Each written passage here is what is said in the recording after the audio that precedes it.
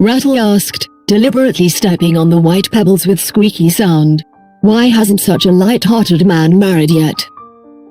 But the moment Ratil asked this question, the atmosphere suddenly became heavy.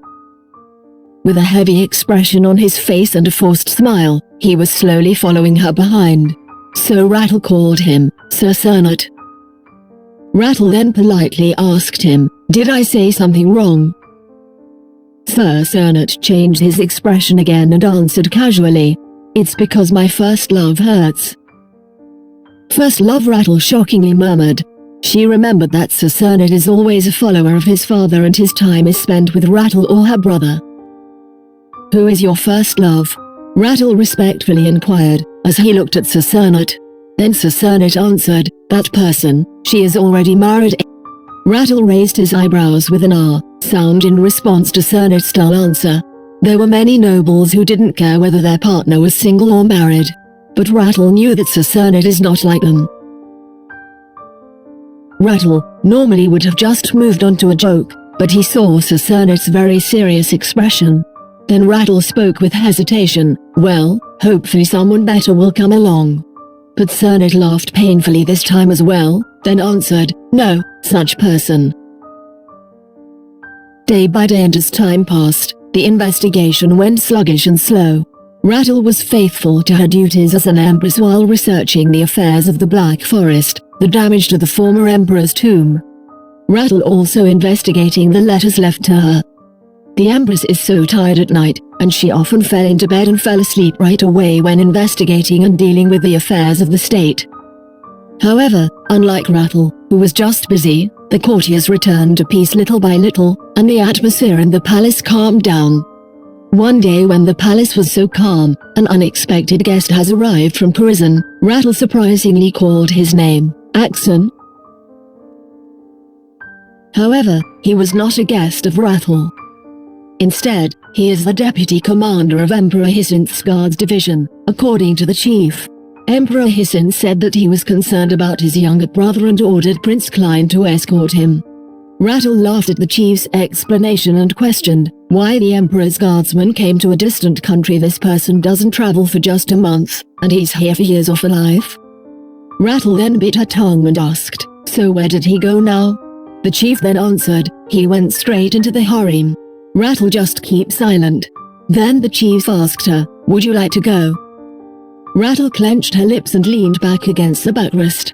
It's been a long time that Ratil has visited the harem. She remembered how thought she had in the past. This is about Prince Klein. Ratil then said, isn't he really under orders to spy? The mayor did not answer easily. He hated Prince Klein, but he can't say anything. Ratil then noticed the mayor's face full of disgust, so she uttered, oh, I didn't mean to be that serious. Ratil then get up slowly. The mayor or chief asked Ratil, Your Majesty, where are you going? Ratil then answered, because there is a new guest. Dart. I thought it would be okay to go there once and see the atmosphere as an excuse. Ratil entered the harem, but she heard a scream filled with anger. Ratil shouted, what's the fuss?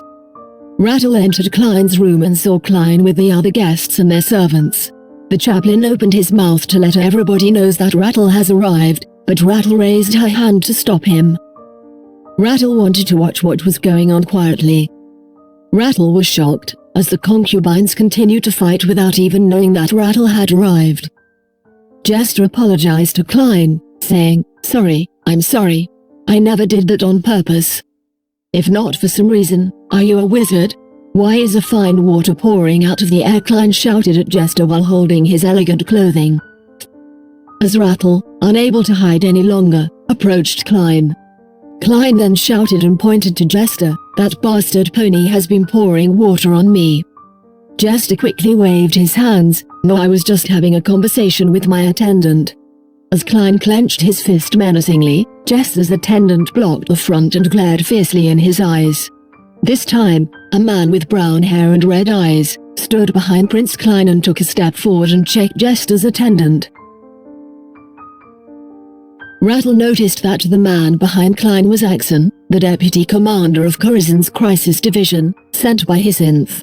When it seemed like there was going to be an armed struggle, the mayor roared, harsh. "What are you doing in front of your majesty?" the mayor chief shouted.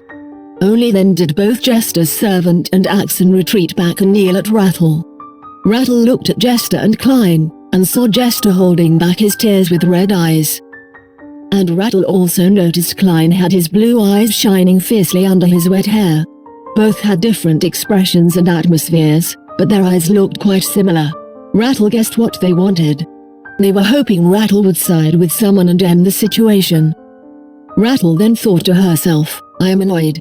I'm here at this time of all times." Ratil then said, "I did not know what happened before and after, so it is difficult to side with someone." Ratil first saw Jester, who was eagerly looking at Ratil with great eyes.